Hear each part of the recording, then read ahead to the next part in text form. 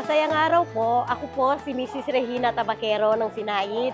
Pili namin ang candle making para sa livelihood namin dito sa barangay.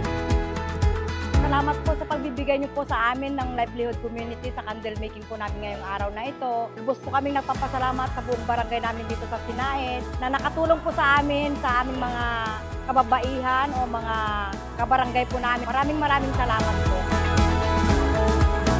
Nagpapasalamat po kami kay Governor Christian Yap, Vice Governor Lita Aquino, lalong-lalo na po sa ating mabait na Mayor Susan Yap. Sa T-Class po, maraming salamat.